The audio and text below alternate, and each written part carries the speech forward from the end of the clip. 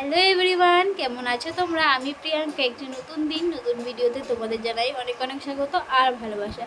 আজ হচ্ছে মঙ্গলবার। আমার রান্না বান্না কমপ্লিট হয়ে গেছে, স্নান পুজো সমস্ত কাজ কমপ্লিট হয়ে গেছে। এখন প্রায় 2:19 বাজে।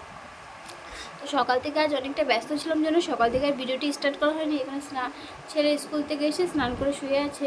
ছেলেকে এখন ভাত খাওয়াবো। ছেলেকে ভাত খাওয়ানো হয়নি, ছেলের এক্সাম চলছে। আর ছেলের আজ হচ্ছে লাস্ট ইঞ্জেকশন। আজ হলে ছেলের ইঞ্জেকশনের কোর্সটা শেষ হয়ে যাবে। ওদিকে মেয়েরও খাওয়া হয়ে গেছে, মেয়েকে খাইয়ে দিয়েছি। আর শ্বশুরমশাইরও খাওয়া হয়ে গেছে। এখন ছেলেকে খাওয়াবো, তারপর আমরা খাওয়াবো। আর এদিকে আমার আজকে অনেক বড় একটা ইচ্ছে বা স্বপ্ন যেটা বলো সেটা পূরণ হতে চলেছে। মানে আজ তার প্রথম ধাপ। কারণ আজ হচ্ছে আমার রান্নাঘরটা নতুন করে বানানোর জন্য তৈরি হচ্ছে। তো আজ মিস্ত্রি এসেছে, আজ ভাগাভাগি হচ্ছে, সেই জন্য আজ রান্না করছি শ্বশুরমশাইয়ের ঘরে। একটু কোণের মধ্যে একটু রান্না করছি। এক সপ্তাহের মধ্যে যেহেতু ওটা কমপ্লিট হয়ে যাবে, সেই জন্য এক সপ্তাহে একটু কষ্ট করতে হবে। তারপর সুন্দর করে রান্নাঘরটাকে গুছিয়ে দেবো। তোমাদের সাথে শেয়ার করবো সব কিছু আস্তে আস্তে। তো আজ এখান থেকে ভিডিওটি স্টার্ট করছি। সবাই দেখতে থাকো, আশা করি তোমাদের ভালো লাগবে। রয়েছে ভাত, এখানে রয়েছে ধনেপাতা বাটা, বাবু ধরবা না, এখানে রয়েছে বেগুন চচ্চড়ি, ধরবা না, এখানে রয়েছে সয়াবিন।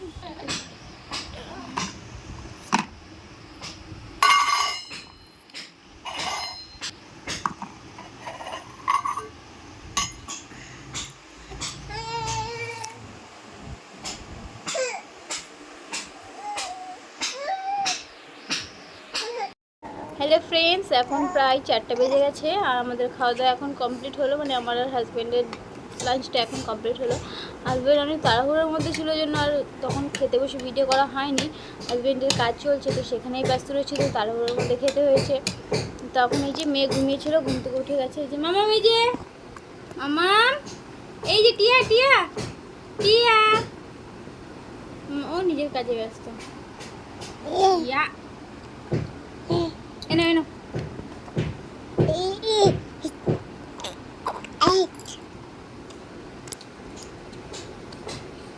এই যে ছিল ওইদিকে ঘুমিয়ে আছে।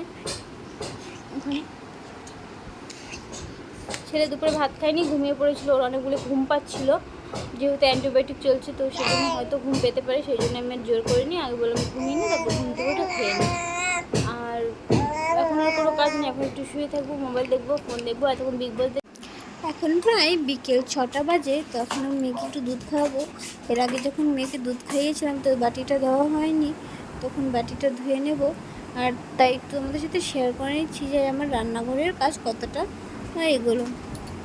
তো আজ মোটামুটি ভাঙার কাজটাই হচ্ছিলো। একজন মিস্ত্রি এসেছিলো আর সে মোটামুটি ভাঙার কাজটাই করেছিল। আজকের দিনটি কিন্তু আমার কাছে অনেক স্পেশাল। মানে অনেক দিন থেকেই মানে এই মুহূর্তটার অপেক্ষা করছিলাম যে আমার রান্নাঘরটা কবে ঠিক করা হবে। যেহেতু অনেক পুরনো বাড়ি, তো আস্তে আস্তে সব ঘরগুলোই খারাপ হয়ে যাচ্ছিলো। কিন্তু রান্নাঘরটা অনেক বেশি খারাপ হয়ে গেছিলো। লোকজন আসলে খুব খারাপ লাগতো, সব ভাবতো আমি অনেকটা নোংরা হয়তো, কিন্তু আদেও সেটা না। আসলে রান্নাঘরটা এতটাই খারাপ হয়ে গেছিলো যে যতই পরিষ্কার করে রাখতাম খুব নোংরা নোংরাই লাগতো। তো সেই জন্য হাজব্যান্ড বললো তাহলে এখন 2 বছর পরে যখন ঘরটা ঠিক করব, তাহলে এখন শুধু রান্নাঘরটা ঠিক করি, আর 2 বছর পরে ছাদটা ভেঙে মানে আমাদের ছাদটা ভেঙে আবার নতুন করে ছাদ দিয়ে উপরে ঘর করব। তো দেখো আমার মেয়েকেও খাওয়ানো হয়ে গেছে। তোমাদের সাথে কথা বলতে বলতে ওইদিকে হাজব্যান্ড হচ্ছে ঘরগুলো ঝাড়ু দিয়ে নিচ্ছিলো, যেহেতু সন্ধ্যা লেগে যাচ্ছিলো। আর এদিকে আমি চা বানিয়ে নিচ্ছিলাম। তো ওখানে ননদ এসেছে, আমার কাকা শ্বশুরের মেয়ে। এখানে আমরা সবাই চা খেয়ে নেব। এখানে আমি আর ননদ, শ্বশুরমশাই আর হাজব্যান্ড চা খাবো। চা খেয়ে তারপর যাবো সন্ধে দিতে। তোমাদেরকে যেটা বলছিলাম যে রান্নাঘরটা এখন ঠিক করা হচ্ছে, মোটামুটি কোনোরকম একটু ঠিক করে মানে পরিষ্কার পরিচ্ছন্ন যাতে থাকে সেটা করে এখন রেখে দেব। তারপরে 2 বছর পরে যখন আমাদের ছাদে ঘর করা হবে সমস্তটাই, নিচেটা একদম একটা গোডাউন ঘর করা হবে আমাদের সমস্ত মাল রাখার জন্য, তো তখন এভাবে করা হবে। আর এখানে দেখতে পাচ্ছ আমি 1 চামচ চা আমার ননদের 1 চামচ চিনি আমার ননদের চার মধ্যে বেশি করে দিয়ে দিচ্ছি, কারণ ও প্রচণ্ড মিষ্টি খায় আর আমাদের ঘরে সবাই অল্প মিষ্টি খায়। আর এখানে চা খাওয়া হয়ে গেছে, আমি ড্রেসটা পাল্টে একটু হাত মুখ ধুয়ে চলে এসেছি সন্ধ্যা দিতে। এখন সন্ধ্যা দিয়ে নেব।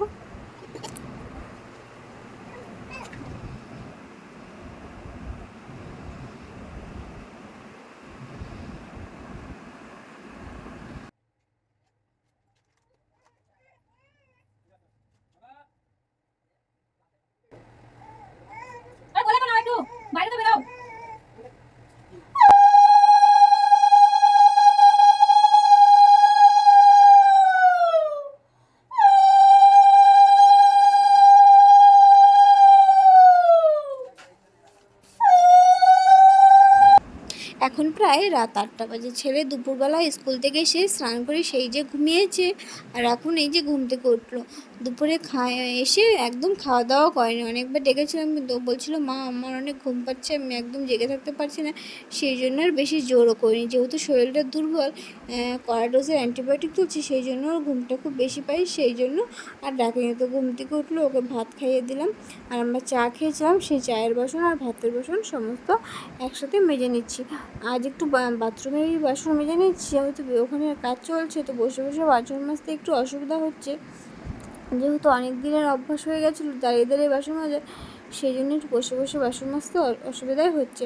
তো ছেলে যখন বিকেলে ঘুমিয়েছিল তখন ওকে এসে ইঞ্জেকশনটা দিয়ে গেছে, আর সকালের ইঞ্জেকশনটা দিতে ওকে বিকেল হয়ে গেছে অনেকটা, সেই জন্য রাতের ইঞ্জেকশনটা অনেক দেরি করে দিয়েছে। আর ইঞ্জেকশন আজকে শেষ ডোজ ছিল, শেষ হয়ে গেছে, ক্যানবেলাটা হাতের থেকে খুলে দিয়েছি। ছেলে কালকে ম্যাথ পরীক্ষা, এদিকে ছেলেকে খাওয়ানোর পরে বাসন মেজে সমস্ত কাজ করে এদিকে শ্বশুরমশাইয়ের ঘরে এসে ছেলেকে পড়াচ্ছিলাম, পড়ানোর ঘরে আমার ননদরা টিভি দেখছিল, একটা মুভি দেখছিল।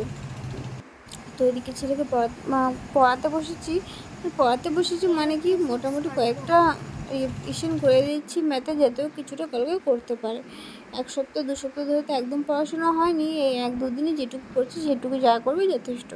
তো ছেলেকে পড়ানো হয়ে গেছে, এদিকে দেখতেই পাচ্ছ বিছানার মধ্যে আমার মেয়ে কী অবস্থা করে রেখেছে। ও না সবসময় বিছানার চাদর একদম টান দিয়ে তোষক থেকে বের করে নেয়, আর তারপরেও খেলা করে। তো বিছানাটা আমি পরিষ্কার করে ঝেড়ে নেব, আর কাপড় ধুয়েছিলাম দিনের বেলা অনেকগুলো, তো সেগুলো আস্তে আস্তে করে গুছিয়ে নিতে। তোমরা দেখতে থাকো আমি আগে আগে কী করি।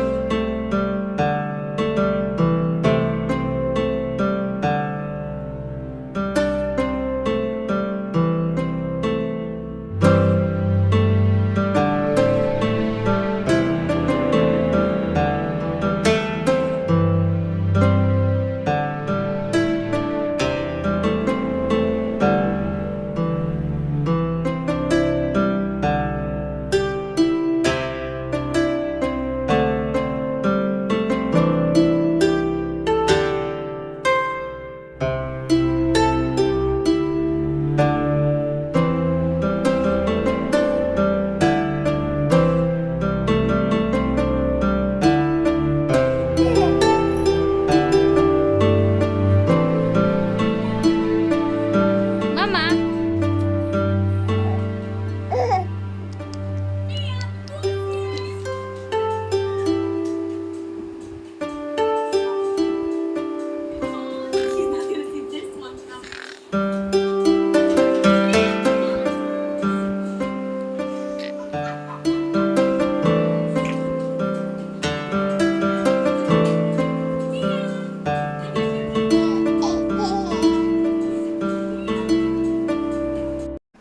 এখন প্রায় রাতের 12টা বাজে। এখন চলে এসেছি আমাদের রাতের ডিনারটা করে নেবো, আর এদিকে খাওয়ার আগে একটু ডিমের ভুজিয়া বানিয়ে নিচ্ছি আমার আর হাজব্যান্ডের জন্য।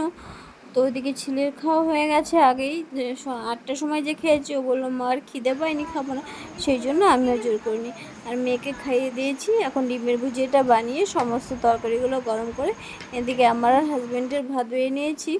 দুপুরে যা ছিল সেটাই আছে, শুধু একটু ডিমের ভুজিয়া করে নিয়েছি। আর ছেলে বলেছিল একটা ডিমের অমলেট খাবে, ছেলেকে সেটা করে দিয়েছি, কিন্তু ছেলে খেতে পারেনি, ওর একদম খেতে ভালো লাগছিল না, সেই জন্য আমিও বললাম জোর করে খাসনি, কারণ বমি বমি লাগছিলো বলে। তো আমিও বললাম জোর করে খাস না, খেলে যদি বমি হয় যেটুকু পেটে ভাত আছে সেটুকু বেরিয়ে যাবে। এখানে মুখটা দেখে বুঝতেই পারছো রিয়াকশানটা, যে একবার খেয়ে একদম ভালো লাগছিলো না খেতে, তো সেই জন্য আর খায়নি। তো এখন আমি আর হাজব্যান্ড খেতে বসে গেছি। রাত কিন্তু প্রায় 12টা বেজে গেছে, আমাদের খাওয়া দাওয়া করে যখন শুতে এসেছি আজ 12:30 পৌনে 1টা। তো তখন হচ্ছে মেয়ে নিচে খেলা করছিল, পরে মেয়ে আমাকে দেখে আর নিচে খেলা করবে না, সেই জন্য মেয়েকে উপরে উঠিয়ে নিয়েছিল।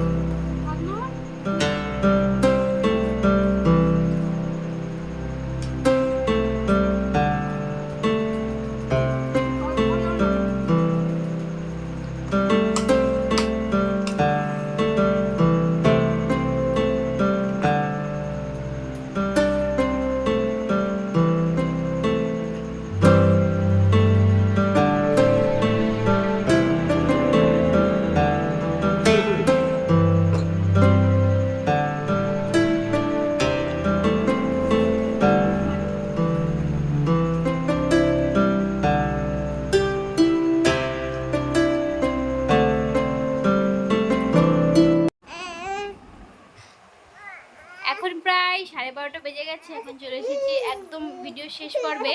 তো খাওয়া দাওয়া আমাদের এখন জাস্ট কমপ্লিট হলো। বাসন মাজা আর হয়নি, এই যে মেয়ের ঘুম পেয়ে গেছে, মেয়ে কান্নাকাটি করছে, সেই জন্য বাসনটা আর মাজা হয়নি, বাসন রেখে দিয়েছি। বাবা নে তো বুনুকে, ভিডিওটি শেষ করে নি। তো ভিডিওটি আজ এখানেই শেষ করছি। দেখা হচ্ছে আগামীকাল একটু নতুন ভিডিওর সাথে। আজকে মতো টাটা, গুড নাইট, সবাই ভালো থেকো, সুস্থ থেকো। আর ভিডিওটি ভালো লাগলে কিন্তু অবশ্যই চ্যানেলটিকে সাবস্ক্রাইব করো, আর একটু লাইক আর কমেন্ট করে দিও। Tata, good night.